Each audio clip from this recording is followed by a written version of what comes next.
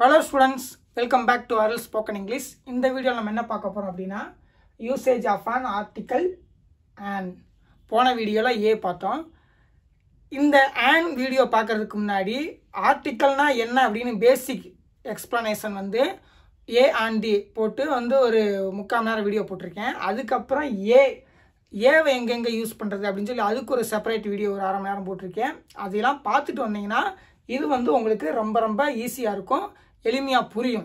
இல்லைனா வந்து கொஞ்சம் புரிஞ்ச கஷ்டமா இருக்கும். இல்லைனாலும் புரியும். ஆனா அந்த ரெண்டையும் பார்த்துட்டு வந்தீங்கன்னா ரொம்ப மிக தெளிவா புரியும்.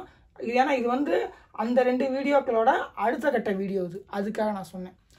ஓகே, இப்போ வந்து பாத்தீங்கன்னா and எதுக்கு யூஸ் பண்றோம் அப்படினா ஆர்டிகல்ல எங்கெங்க யூஸ் பண்றோமோ அந்த இடங்கள் எல்லா இடங்கள்லயும் நம்ம வந்து and யூஸ் பண்ண போறோம். ஆனா ஏன் இந்த and இருக்கு, அப்ப இது ஒண்ணுதானே அப்படின்னு நீங்க கேட்கலாம். இதுவும் 100% ஒண்ணுதான். இதுவும் 100% ஒண்ணுதான். என்னவோ அதுதான் and. ஆனா சில இடங்கள்ல போட முடியல, அந்த இடங்கள்ல வந்து நம்ம வந்து என்ன பண்றோம் அப்படின்னா and யூஸ் பண்றோம். ஏன் சில இடங்கள்ல போட முடியல அப்படின்னு சொல்லி நம்ம பார்க்கணும். வந்து ஆக்சுவலா ஒரு உயிர் ஒலி எழுத்து. ஏன்னு சொல்லும்போது நம்ம வாய் திறக்குது, அப்ப இது உயிர் ஒலி. எந்த எழுத்துல நீங்க சொல்லும்போது உங்க வாய் திறக்குதோ, அதாவது ஒலி வருதோ, அதெல்லாம் உயிர் ஒலி. ஏன்னா நம்ம வந்து பேசுறதுக்கு என்ன பண்ண வேண்டியது இருக்குன்னா வாயை திறந்து நம்ம பேச வேண்டியது இருக்கு. அப்ப வாயை திறந்து பேச வேண்டிய எழுத்துக்கள் எல்லாமே உயிர் ஒலிகள். அப்படி பேச வேண்டிய எழுத்து தான் இந்த அப்படிங்கறனால இது வந்து உயிர் ஒலி. ஓகே, இந்த உயிர் ஒலி இருக்கிற நவுனுக்கு முன்னாடியே இந்த ஏவை போட்டோம்னா என்ன ஆகும்னா இந்த நவுன் ஃபார் எக்ஸாம்பிள் இப்போ வந்து பார்த்தீங்கன்னா உயிர் ஒலி இருக்கிற எழுத்து என்ன, அது எக்ஸலண்ட் வச்சுப்போம். எக்ஸலண்ட் எக்ஸலண்ட் அப்படின்னு சொல்லி சொல்லும்போது நமக்கு ரொம்ப கஷ்டமா இருக்கு. an excellent work. இந்த இதுவும் ஒரு உயிர் ஒலி, இதுவும் ஒரு உயிர் ஒலி. இங்கிலீஷ்ல மொத்தம் வந்து AEIOUன்னு வவ்வல்ஸ் இருக்குன்னு சொல்லுவாங்க.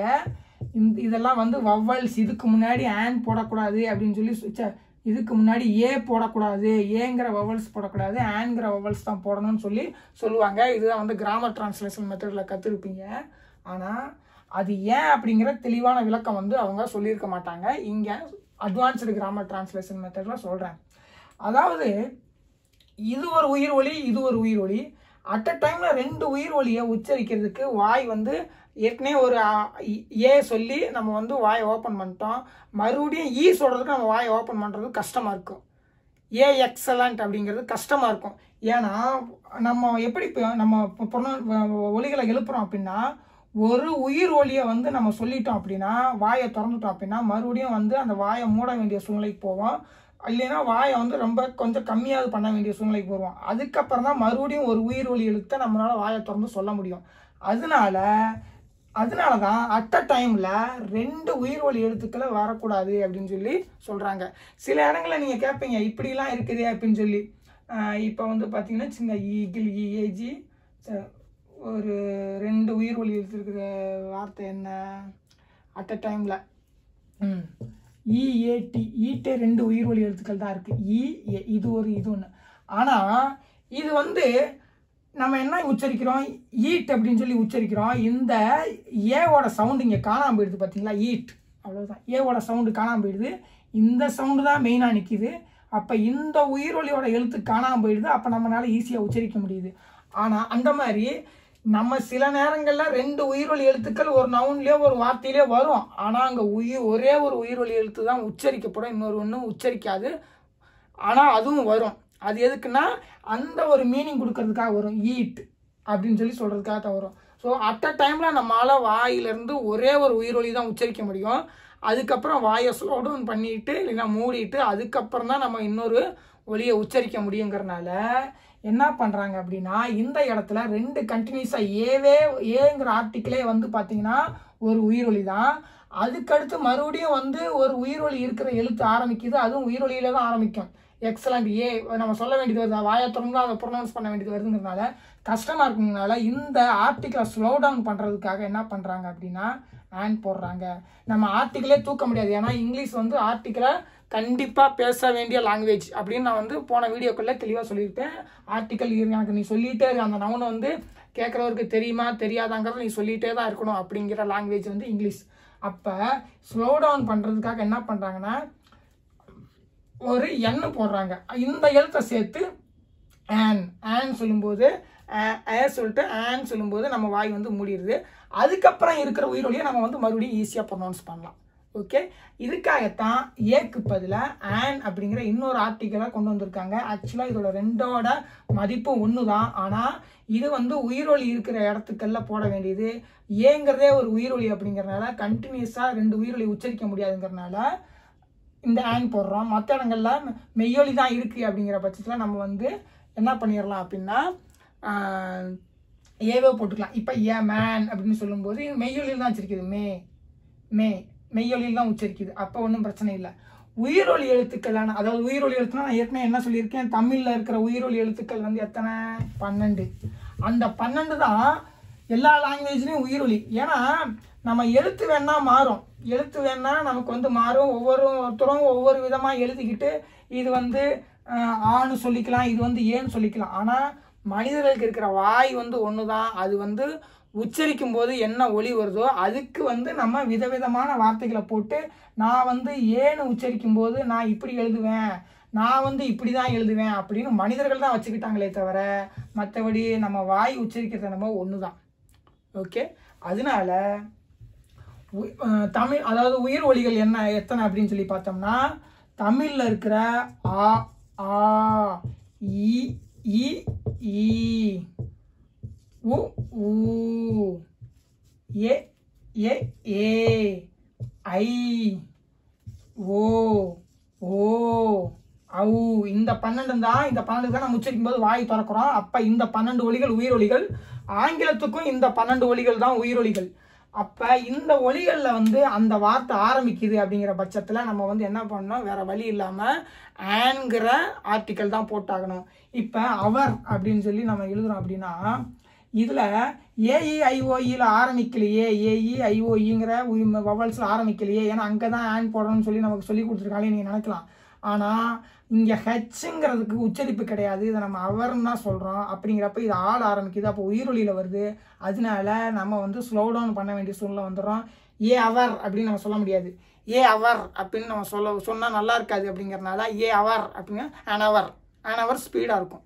அன் அவர் அப்படின்னு ஸ்பீடாக பேசிடலாம். ஏ அவர் அப்படின்னு சொல்லி சொல்ல முடியாதுங்கிறனால ஏ அவர் சொல்ல முடியாதுங்கிறனால நம்ம வந்து அதை ஸ்லோ டவுன் பண்ணுறதுக்காக ஏக்கு பக்கத்தில் ஆன் போடுறோம்.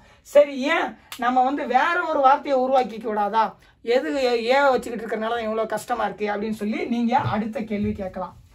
ஏன் அப்படி பண்ணக்கூடாது அப்படின்னா எப்போவுமே நம்ம வந்து கண்டென்ட் வேர்ட்ஸ் இருக்குது பாருங்க. கண்டென்ட் வேர்ட்ஸ்னால் அது இன்னும் அந்த டாபிக் வரலையா? சரி, அதாவது நம்ம வந்து ஒரு பொருளையோ ஒரு மனிதனுக்கோ ஒரு இடத்துக்கோ இல்லை வந்து இவர் நல்லா இருக்காரு, பியூட்டிஃபுல்லாக இருக்காரு, அதெல்லாம் வந்து நம்ம வந்து ரொம்ப பெரிய வார்த்தைகளாக பேசலாம். பியூட்டிஃபுல்லாக இருக்காரு, இவர் பேர் வந்து கண்ணன், இது வந்து உடன்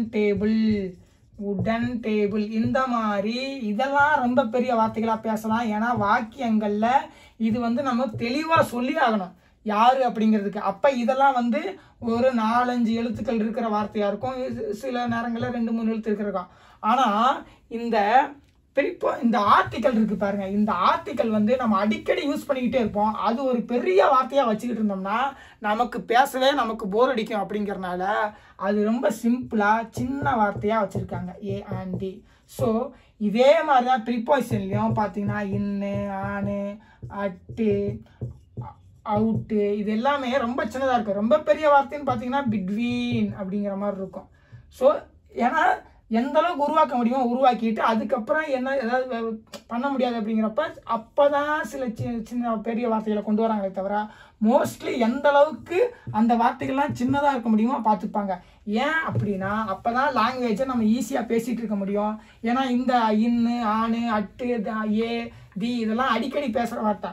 அதையே நம்ம வந்து பெரிய வார்த்தையாக வச்சிட்டோம்னா நம்ம வந்து அந்த வார்த்தைகளையே நிறையா நேரம் பேசிகிட்டு இருக்க வேண்டியதாகிடும். நம்ம சொல்ல வந்த மீனிங்கை குயிக்காக கன்வே பண்ண முடியாதுங்கிறதுனால அந்த மாதிரி வார்த்தைகள், அதாவது இந்த அடிக்கடி பயன்படுத்துகிற மீனிங் தேவைப்படுற எப்பயுமே இருந்துகிட்டு இருக்கிற மேலே கீழே உள்ள அவனிடத்துல இந்த மாதிரி வார்த்தைகள்லாம் பார்த்தீங்கன்னா ரொம்ப சின்னதாக இருக்கும். வீட்டில், வீடுங்கிறது வேணா பெருசாக இருக்கும், ஆனால் வீட்டில்ங்கிறது சின்னதாக, அந்த இல்லுங்கிறது சின்னதாக தான் இருக்கும்.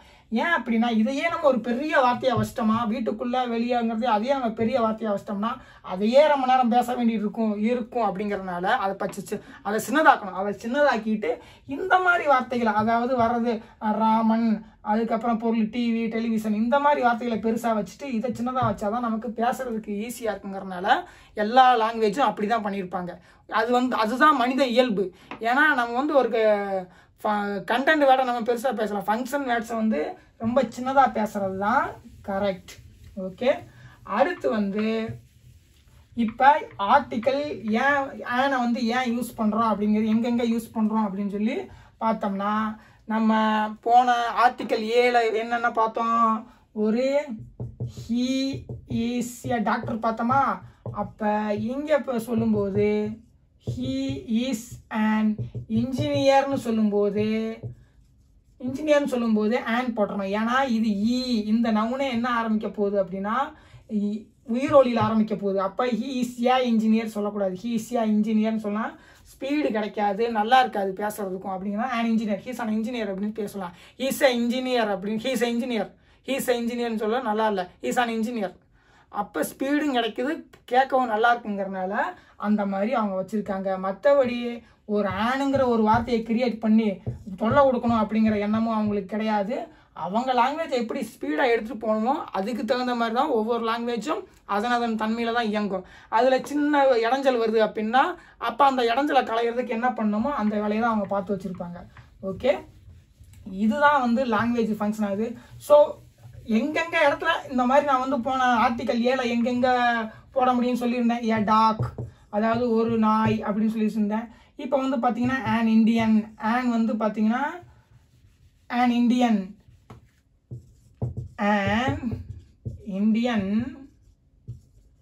can participate இந்த வேர்ல்டு கப். ஒரு வேர்ல்டு கப்பில் வந்து ஒரு இந்தியன் வந்து பார்ட்டிசிபேட் பண்ண முடியும் அப்படின்னு அர்த்தம். இப்போ ஏன் இந்த ஏன் போட்டிருக்கோம்னா இங்கே வந்து ஐயில தொடங்க போகுது, உயிரொலியில் தொடங்க போகுதுங்கிறனால. ஸோ இதே வந்து போனதில் நான் சொல்லியிருந்தேன் ஒரு ஆர்ஜின் வந்து சொல்லும்போது, அதாவது ஒரு ஆர்ஜின் வந்து சொல்லும்போது ஃபர்ஸ்ட் எழுத்து வந்து ஐயில் உயிரொலியில் ஆரம்பிக்கல அப்படின்னா நம்ம வந்து என்ன பண்ணிடலாம் அப்படின்னா ஏ போட்டுடலாம். போனால் உங்களுக்கு நான் ஆரிஜின் சொல்லவே இல்லைன்னு நினைக்கிறேன். சரி, ஓகே. அதாவது ஒரு ஆரிஜின், ஒரு பாகிஸ்தானி அப்படின்னு சொல்லி ஆரம்பிக்கும் போது நம்ம வந்து ஏ பாகிஸ்தானின்னு போட்டுடலாம். ஏன்னா இது வந்து மெய்யெழுத்து, ஏ பாகிஸ்தானின்னு சொல்லி போட்டுடலாம். ஆனால் இங்கே வந்து பார்த்தீங்கன்னா பாகிஸ்தானி, ஆனால் இங்கே வந்து சொல்லும்போது பார்த்தீங்கன்னா இந்தியனுக்கு ஏன் தான் போடணும். ஏன்னா இது உயிரொலி எழுத்து, இந்தியன் சொல்லிட்டு நம்ம உச்சரிக்கிறோம். இது பாகிஸ்தானி அந்த பாலை வந்து ஏதான் இருக்குது, அதுக்கு முன்னாடி வந்து இப்பு போட்டு நம்ம போடுறோம். ஸோ அப்போ வந்து அது டைரக்டான ஒரு உயிரொலி கிடையாது, அதுக்கு முன்னாடி ஒரு மெய்யொலி மாதிரி போட்டு அதுக்கப்புறம் தான் நம்ம ஆரம்பிக்கிறோம். இப்பு ப்ளஸ் ஆதான் பா. ஸோ இது மெய்யெழுத்து. ஆனால் இந்த ஆங்கிறது டைரக்டாகவே ஒலி எழுப்பக்கூடியது, அதனால இது உயிரெழுத்து. புரியுதுங்களா? ஸோ இந்த மாதிரி ஆர்டிக்கல் ஏ எங்கெங்கே போட முடியுமோ அந்த இடத்துல எல்லா இடத்துலையும் நம்ம வந்து ஆன் போடலாம். ஆனால் ஒரே ஒரு கண்டிஷன், அந்த இடம் வந்து வவ்வல்ஸ் லெட்டரில் இல்லை, வவ்வல் ஏஐஓயில் கிடையாது, வவ்வல்ஸ் லெட்டரில் கிடையாது, வவ்வல் சவுண்டில் ஆரம்பிக்கணும். சரி, ஏன் வவ்வல் சவுண்டில் ஆரம்பிக்கணும் அப்படின்னு சொல்லி பார்த்தோம்னா அப்போ அவர் அப்படிங்கிறது வந்து எப்படி அது வந்து மாறிச்சு அப்படின்னா அந்த ஹெச்சுக்கு சவுண்ட் இல்லை அப்படிங்கிறதுனால நம்ம வந்து ஆன் போட்டோம். அதே நேரத்தில் நம்ம பல நேரங்களை யோசிச்சு பார்க்கணும், ஏன் வந்து இங்கிலீஷில் வந்து அந்த மாதிரிலாம் இருக்குது அப்படின்னு. இங்கிலீஷில் ஏன் அப்படி இருக்குது அப்படின்னா இங்கிலீஷில் மொத்தமே 26 எழுத்து தான் இருக்குது. இங்கிலீஷில் 26 எழுத்து தான் இருக்குது அப்படிங்கிறதுனால அவங்க என்ன பண்ணுறாங்க அப்படின்னா ஒரு எழுத்துக்கே இப்போ வந்து ஏக்கே என்ன பண்ணிடுறாங்க, 2-3 ஒலிகளை கொடுத்துட்றாங்க. 2-3 ஒலிகளை கொடுத்துட்றாங்க. அதாவது இதுக்கு வந்து ஆ அப்படிங்கிற ஒலியும் வச்சுக்கோங்க, ஆண்ட்ராய்டு அப்படிங்கிறதுக்கும் அதுதான், அதுக்கப்புறம் அனிமல் அதுதான். இப்போ வந்து உங்களுக்கு நல்லா புரியணும் அப்படின்னா ஓவர் ஓ எடுத்துப்போம். ஓவருக்கு இங்கே என்ன ஓ எப்படி ஆரம்பிக்குது அப்படின்னா ஓ, இந்த ஒலிக்கு வந்து ஓன்னு வச்சுருக்காங்க. அதே நேரத்தில் அர்பன், ஆரஞ்ச், இதுக்கெல்லாம் இது வந்து ஆங்கிற ஒலியை கொடுத்துருக்காங்க. ஸோ நமக்கு ஒரு ஓங்கிற உச்சரிப்பு தனியாக இருக்கும்போது, ஆனால் அது எழுத்து கூட போகும்போது என்ன மாறிடுது அப்படின்னா, இந்த இடத்துல வந்து ஆவா மாறிடுது ஆரஞ்சுன்னு சொல்லும்போது, இந்த இடத்துல ஓவர்னு சொல்லும்போது ஓவா மாறிடுது. ஏன் அப்படின்னா இங்கிலீஷ் லாங்குவேஜில் பார்த்தீங்கன்னா எல்லா லாங்குவேஜ்லையும் இருக்கிற ஒலிகள் ஒன்று தான், எல்லா லாங்குவேஜ்லையும் ஒலிகள் ஒன்று தான். ஆனால் அந்த ஒலிகளை எழுத்து வடிவத்தில் ரெப்ரசன்ட் பண்ணுற எழுத்துக்கள் வந்து சில லாங்குவேஜில் அதிகமாக இருக்குது, சில லாங்குவேஜில் கம்மியாக இருக்குது. ஏன் அப்படின்னா அவங்க வந்து என்ன பண்ணுறாங்க அப்படின்னா, நான் தமிழில் எல்லா ஒலிகளுக்கும் தனித்தனியாக எழுத்து கொடுத்துக்கிறேன் அப்படின்னு சொல்லி 247 எழுத்து வச்சுருக்கோம். ஆனால் இங்கிலீஷில் என்ன பண்ணுறாங்கன்னா, நான் 26 எழுத்தே மட்டும் வச்சுக்கிறேன். ஆனால் நான் என்ன பண்ணுறேன், ஒரு எழுத்துக்கே நிறையா ஒலிகளை கொடுத்துட்றேன். ஓகே, ஒரு எழுத்துக்கே இங்கே ஓங்கிற ஒலியும் கொடுப்பேன், அதுக்கப்புறம் இங்கே வந்து ஆரஞ்சில் ஆங்கிற ஒலியும் கொடுப்பேன். இந்த மாதிரி நான் 26 எழுத்துலேயே வந்து நிறையா எழுத்துக்களுக்கு ஒரே நிறையா, அதாவது நிறையா ஒலிகளை குறிப்பிட்ட ஒரு எழுத்துக்கு ஒரு 4-5 ஒலிகளை கொடுத்துக்கிறேன். ஆனால் தமிழில் பார்த்தீங்கன்னா தனித்தனி வந்து வார்த்தை அப்படிங்கிறத நம்ம இத்தை வந்து தனியாக சொன்னாலும் இத்து தான், வார்த்தைக்குள்ளே கொண்டு போய் சொன்னாலும் அது இத்து தான். வார்த்தை தனியாக எடுத்து உச்சரிச்சு பாருங்க, இத்து தான். இப்போ வந்து ஒரு ரொம்ப கஷ்டமான வேர்டு எடுத்துக்கங்க. என்ன வார்த்தை சொல்லலாம், பொங்கல் வச்சுப்போம். ஓகே, பொங்கலில் நீங்கள் எந்த வார்த்தையை எடுத்துக்கிட்டீங்கனாலும் இங்கு எடுத்துக்கிட்டீங்கன்னா தனியாக உச்சரிக்கும் போது அது இங்கு தான், உள்ளுக்குள்ளே போய் சொன்னாலும் அது இங்கு தான். ஓகே, ஆனால் பொங்கலுங்கிற வார்த்தை தான் வந்து ஆக்சுவலாக ஃபஸ்ட்டு வந்திருக்கும். ஏன்னா எப்பயுமே ஒரு லாங்குவேஜில் ஒலிகள் தான் முன்னாடி கோர்ப்பாங்க. கோர்த்துட்டு மனித ஒலிகளை கண்டுபிடிச்சி அவன் பேசிட்டு அதுக்கப்புறம் தான் அந்த ரைட்டிங் சிஸ்டத்தை கொண்டு வந்தாங்க. ஃபஸ்ட்டு சவுண்ட் சிஸ்டம் தான் வந்துச்சு. அதுக்கு நம்ம என்ன பண்ணுறோம்னா, இந்த இங்குங்கிற இதுக்கு நான் தனியாகவே லெட்டர் கொடுத்துட்றேன் அப்படின்னு சொல்லி இயங்குற லாங்குவேஜ் வந்து தமிழ். இல்லை, நான் வந்து இந்த இங்கு அப்படிங்கிற அந்த ஒலிக்கு வந்து நான் தனியாக லெட்டர் கொடுக்கல, நான் வந்து 2-3 லெட்டரை உருவாக்கி இதுக்கு இங்குன்னு சொல்லி நான் வச்சுக்கிறேன், நான் எழுத்துக்களை கம்மியாக வச்சுக்கிறேன். ஆனால் அந்த ஒலிகளை தவிர்க்க முடியாது, யாராலையும் ஒலிகளை தவிர்க்க முடியாது, ஏன்னா ஒலிகள் இருந்துகிட்டு தான் இருக்கும். ஆனால் அந்த ஒலிகளை எழுத்தாக ரெப்ரசன்ட் பண்ணுறதுக்கு நான் கம்மியான எழுத்துக்களை வச்சுக்கிறேன். ஆனால் என்கிட்ட இருக்கிற கம்மியான எழுத்துக்களை நான் கூட்டு சேர்ந்து என்ன பண்ணிடுறேன் அப்படின்னா அதுக்கு இங்கு அப்படிங்கிற மீனிங் கொண்டு வந்துக்கிறேன் அப்படின்னு சொல்லி இயங்குற லாங்குவேஜ் தான் இங்கிலீஷ். ஏன்னா இங்கிலீஷ் வந்து பார்த்தீங்கன்னா தனியாக இருக்கும்போது அதோட மீனிங் உச்சரிப்பு வேறு, ABCD அப்படின்னு. அதே நேரத்தில் இப்போ சிங்கிறது வந்து இங்கே சி தனியாக உச்சரிக்கும் போது அதே CAT போடும்போது கேட் கேவா மாறிடுது.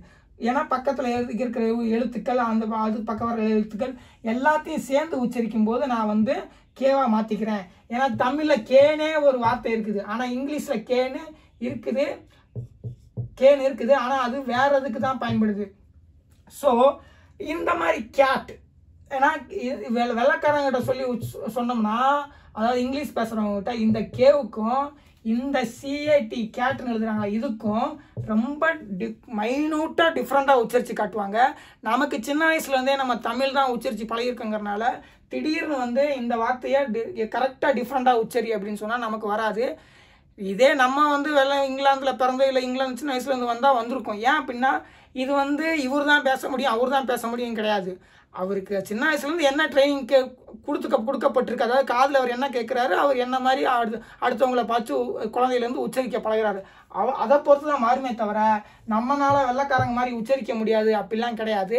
அதே மாதிரி ஒரு இங்கிலாந்து பீப்புளை கொண்டு வந்து இந்த தமிழை உச்சரி அப்படின்னு சொல்லி சொன்னால் அவங்களால முடியாது. ஏன்னா அவங்க சின்ன வயசுலேருந்து இந்த மாதிரியான எழுத்துக்களுக்கும் இந்த மாதிரியான உச்சரிப்புகளுக்கும் அவங்க வந்து பழக்கப்பட்டிருப்பாங்க. அவங்களால நம்ம லாங்குவேஜ் எப்படி உச்சரிக்கிறோமோ அது மாதிரி அவங்களால உச்சரிக்க முடியாது. இவ்வளோ ஏன் ஹிந்தி பீப்புளே வந்து பார்த்தீங்கன்னா தமிழ் வந்து சரியாக ரொம்ப ஃப்ளூயண்ட்டாக வந்து பேச முடியல. ஸோ ஏன்னா உச்சரிப்புங்கிறது வந்து பார்த்திங்கன்னா சின்ன வயசுலேருந்தே வர வேண்டியது. அப்படி இல்லைன்னா நம்ம வந்து அதுக்குன்னு நல்லா ட்ரைனிங் எடுத்து பண்ண வேண்டியது இருக்கும். ஸோ இப்போ தமிழில் வந்து பார்த்திங்கன்னா தனித்தனியாக இருக்குது, இங்கிலீஷில் வந்து ஒவ்வொன்றும் கூட்டு சேர்ந்து அந்த ஒலிகளை உருவாக்குறாங்க. ஆனால் ஒலிகள் வந்து எல்லா லாங்குவேஜ்லேயும் ஸ்டாண்டர்ட் தான். ஏன் அப்படின்னா இப்போ பார்த்தீங்கன்னா தமிழில் வந்து இஸ் அப்படிங்கிற ஒரு ஒலியே கிடையாது. ஏன்னா தமிழ் வந்து இஸ்ஸுங்கிற ஒரு ஒலியே இல்லாமல் இயங்கின லாங்குவேஜ். அது இஸ்ஸில் நான் வார்த்தையை உருவாக்காமல் மற்ற ஒலிகளை வச்சே நான் வந்து எனக்கு தேவையான வார்த்தைகள், அதாவது இந்த லாங்குவேஜ் இப்போ முழுசாக பேசுறதுக்கு தேவையான வார்த்தைகளை நான் உருவாக்கிக்கிறேன் அப்படின்னு இயங்கின லாங்குவேஜ். அதனால இஸ்ஸு அப்படிங்கிற ஒரு ஒலியே வந்து தமிழில் கிடையாது. இஸ்ஸு சா இதெல்லாம் கிடையாது. ஆனால் இப்போ வடமொழி எழுத்துக்களை நம்ம அதெல்லாம் உச்சரிக்க ஆரம்பிச்சிட்டோம். அப்படிங்கிறதுனால பின்னாடி வாய்ப்பாடு, இப்போ வர்ற வாய்ப்பாடுலாம் எடுத்து பார்த்தீங்கன்னா தமிழில் உள்ள வடமொழி சொற்கள் அப்படின்னு சொல்லி போட்டு இஸ்லாம் போட ஆரம்பிச்சிட்டாங்க, கொண்டு வந்துட்டாங்க. இஸ்ஸு ஜா இதெல்லாம் வந்து தமிழில் உள்ள வடமொழி சொற்கள். ஒரு காலத்தில் தமிழில் உள்ள வடமொழி எழுத்துக்கள்னு போட ஆரம்பிச்சிட்டாங்க. வடமொழி எழுத்துக்கள்னு, தமிழில் உள்ள வடமொழி எழுத்துக்கள்னு. ஒரு காலத்தில் தமிழில் உள்ள பிறமொழி எழுத்துக்கள் அப்படின்னு சொல்லிட்டு கன்னடத்தில் இந்த வார்த்தை கன்னட வார்த்தை, இது மலையாள வார்த்தை, இது ஹிந்தி வார்த்தை, ஒரு சில வார்த்தைகள் தான் இருக்கும். ஆனால் இப்போ என்னடான்னா தமிழுக்குள்ள எழுத்துக்களே உள்ள பூந்துருச்சு. தமிழ் மொழியில் உள்ள பிறமொழி எழுத்துக்கள் அப்படிங்கிற அளவுக்கு வந்துருச்சு. இப்போ தனுஷ் அப்படின்னு சொல்லி எழுதும்போது நம்ம எழுதுறதே வந்து பிறமொழி எழுத்து தான். இது வந்து என்னது, இஸ்ஸுங்கிற இந்த இது வந்து பார்த்தீங்கன்னா வடமொழி எழுத்து. தமிழில் எழுதணும் அப்படின்னு சொல்லி பார்த்தீங்கன்னா நீங்கள் காலண்டரில் பார்த்துருப்பீங்களா, தனுஷு அப்படின்னு தான் இருக்கும், பார்த்துருக்கீங்களா? ஸோ லாங்குவேஜ் வந்து அப்படி தான் ஃபங்க்ஷன் ஆகும். லாங்குவேஜ் வந்து நம்ம சில நேரங்களில் நமக்கு அந்த ஒலிகள் தேவையில்லை அப்படின்னு சொல்லி நம்ம வந்து இஸ்ஸுங்கிற வார்த்தையை வேணான்னு சொல்லி வச்சுருந்தோம். ஆனால் இப்போ எல்லாரும் யூஸ் பண்ணுறதுனால நம்ம வந்து இஸ் அப்படிங்கிற வார்த்தையை யூஸ் பண்ண வேண்டிய சூழ்நிலை வந்துருச்சு. அதனால நம்ம அதை ஏற்றுக்கிறோம். நம்ம வந்து நம்மளும் அதுவும் ஒரு ஒலி தான் அப்படின்னு சொல்லிட்டு நம்ம அதை வந்து இது பண்ணிடுறோம். ஆனால் இஸ்ஸுன்னு கிடையாமல் தமிழில் வந்து பார்த்திங்கன்னா சு அப்படிங்கிற ஒலி இருக்குது, சா அப்படிங்கிற ஒலி இருக்குது. ஆனால் இது வந்து ரொம்ப டிஃப்ரெண்ட்டான ஒலி. அதை விட கொஞ்சம் இன்னும் ஷா அப்படின்னு போகும். சாக்கும் ஷாக்கும் நிறைய வித்தியாசம் இருக்கும். சரி, ஓகே, இதுதான் ஆர்டிக்கல். அண்ட் நம்ம வந்து ஏன் இவ்வளோ சொல்கிறோம் அப்படின்னா, என்னடா ஆர்டிக்கல் அண்ட் நடத்துறேன்னு சொல்லி என்னமா பேசியிருக்கேன்னு நினைக்காதீங்க. நீங்கள் வந்து இங்கே இந்த டாபிக் தான் பேசணும் அப்படின்னு நம்ம பார்த்தோம்னா நம்ம வந்து லாங்குவேஜ் கற்றுக்க முடியாது. லாங்குவேஜோட என்ன தன்மை இருக்குது, ஃபங்க்ஷன் ஆகுது அப்படிங்கிறது நம்ம தெரிஞ்சுக்கத்தான் இந்த கிளாஸே தவிர சில நேரங்களில் இந்த மாதிரி கொஞ்சம் எக்ஸ்ட்ராவும் எடுக்க வேண்டியது வரும். ஏன் அப்படின்னா அங்கே ஆன் வந்து ஒரு டிஃப்ரெண்ட்டான ஒரு ஆர்டிக்கல் அப்படிங்கிறதுனால அது ஏன் அப்படி டிஃப்ரெண்ட்டாக இருக்குது அப்படிங்கிறதுக்கு இன்னும் சில டிஃப்ரெண்ட்டான விஷயங்களை சொல்லி விளக்க வேண்டியது இருக்கிறனால நான் இந்த விஷயங்கள்லாம் சொன்னேன். ஏன் அப்படின்னா அப்படி சொன்னால் தான் நமக்கு தெளிவாக புரியும். அப்படி இல்லைன்னா கிராமர் டிரான்ஸ்லேஷன் மெத்தட் மாதிரி மொட்டையாக ஏஐஐஒய் வந்தால் போடுங்க அப்படின்னு சொல்லி நம்ம போனோம்னா கடைசி வரைக்கும் போய்கிட்டே தான் இருக்கணும். ஒழுங்காக நம்மளால் ஆங்கில மொழியை அதோட அடிப்படை தன்மையை புரிஞ்சுக்கிட்டு பேச முடியாது. அது எப்படி நேச்சுரலாக ஃபங்க்ஷன் ஆகுது அப்படின்னு சொல்லி நம்ம புரிஞ்சுக்கணும். ஒரு லாங்குவேஜ் நேச்சுரலாக ஃபங்க்ஷன் ஆகிறது அடிப்படையிலேருந்தே நம்ம தெளிவாக தெரிஞ்சுக்கிட்டோம்னா நம்ம சூப்பராக பேச முடியும். ஏன்னா ஒரு ஃபாரினர், அதாவது ஒரு இங்கிலீஷ் ஸ்பீக்கிங் ஃபாரினர் வந்து அவங்க லாங்குவேஜை அவங்க கற்றுக் கொடுக்க மாட்டாங்க. ஆனால் அது வந்து அவங்களுக்கு மெல்ல மெல்ல அதையே தான் திரும்ப சின்ன வயசுலேருந்தே பார்த்துக்கிட்டு இருக்கும்போது அவங்க லாங்குவேஜோட சூட்சமம் இதெல்லாம் இப்படி தான் இருக்குது அப்படின்னு சொல்லி அவங்களுக்கு புரிஞ்சிடும். நம்ம வந்து டோட்டலாக டிஃப்ரெண்ட்டாக இருந்த லாங்குவேஜை பேசிட்டு அதுக்கப்புறம் திடீர்னு ஒரு புது லாங்குவேஜில் போய், ஏன்னா நம்ம லாங்குவேஜே எப்படி ஃபங்க்ஷன் ஆகுது அப்படின்னு சொல்லி நம்ம கிராமத்தில் இருக்கவங்களுக்குலாம் தெரியாது. ஆனால் அவங்க சூப்பராக பேசுவாங்க. அதே மாதிரி தான் இங்கிலாந்தில் இருக்கவங்களுக்கும் கிராமத்தில் இருக்கவங்க யாருக்கும் தெரியாமல் சூப்பராக பேசுவாங்க. நம்ம லாங்குவேஜ்லேயே நம்ம வந்து இப்போ ஸ்கூலுக்கு போனதுக்கப்புறம் தான் நம்ம லாங்குவேஜ் கிராமரில் இப்படிலாம் ஃபங்க்ஷன் ஆகுதான்னு சொல்லி தெரியும். ஆனால் நமக்கு வந்து பிரெயினில் மெல்ல ஏறி இருக்கும். யாராவது ஒருத்தவங்க தப்பாக சொன்னாங்கன்னா அது தப்புன்னு சொல்லுவோம். ஆனால் இதை சரியாக ஒருத்தவங்களுக்கு சொல்லிக் கொடுங்க இது எப்படின்னு சொல்லி சொன்னோம்னா நமக்கு தெரியாது. ஏன்னா நமக்கு அந்தளவுக்கு நமக்கு வந்து பாட ரீதியாக நம்ம ட்ரெயின் ஆகலை. ஏன்னா நம்ம வந்து கிராமர் டிரான்ஸ்லேஷன் மெத்தடில் கிராமர் படி சொல்லிக் கொடுப்பாங்க. அந்த கிராமர் எடுத்துகிட்டு போய் நம்ம வந்து ஈஸியாக சொல்லிக் கொடுக்குறோம் மற்றவங்களுக்கு. ஆனால் அந்த கிராமர் படித்தோம்னா, அந்த வழி படித்தோம்னா நம்ம வந்து கண்டினியூஸாக பேச முடியாது. அது வந்து ஒரு இலக்கண புலவர் எப்படி வந்து ஒரு இலக்கணத்தை அணுகுவாரோ அது மாதிரி இருக்கும். ஒரு நேச்சுரலாக நம்ம எப்படி ஒரு லாங்குவேஜ் அணுகணும் அப்படிங்கிறது இந்த மெத்தடு. ஸோ தொடர்ந்து என்னோடய வீடியோக்கள் பாருங்கள். மற்றவங்களுக்கு இந்த சேனலை சக்ஸஸ் பண்ணிட்டு நிறையா வந்து வியூ பண்ணுங்கள். அப்போ தான் வந்து உங்களுக்கு வந்து லாங்குவேஜ் வந்து புரிய வரும். ஏன்னா நம்ம வந்து ஒன்றுமே இல்லாத கிளாஸ்லாம் உட்காந்து பார்த்தோம், ஒன்றுமே இல்லாத புக்கு வாங்கி படித்து ரொம்ப பெரிய ரிசல்ட் இல்லை. ஆனால் நான் உங்களுக்கு மிக தெளிவாக சொல்லி கொடுக்குறேன். அதனால என்னோடய வீடியோக்கள் பார்க்குறதுல நீங்கள் வந்து வேஸ்ட் ஆஃப் டைம் நினைக்க வேண்டாம். இது வந்து உங்களுக்கு என்னோடய வீடியோக்கள் மொத்தமாக நீங்கள் பார்த்து முடிக்கலாட்டி ஒரு 600-700 வீடியோ பார்த்து முடிச்சிட்டிங்கன்னா இவ்வளோதான் இங்கிலீஷா அப்படிங்கிற மாதிரி ஆகிடும். கிட்டத்தட்ட நீங்கள் வந்து ஒரு 6-7 மாதத்துலையும் பார்த்து முடிச்சிடலாம். 6-7 மாதத்தில் நீங்கள் இங்கிலீஷோட எல்லா விஷயங்களையும் தெளிவாக புரிஞ்சுக்கலாம். சரி, ஓகே, நெக்ஸ்ட் வீடியோவில் மீட் பண்ணுறேன். தேங்க்யூ.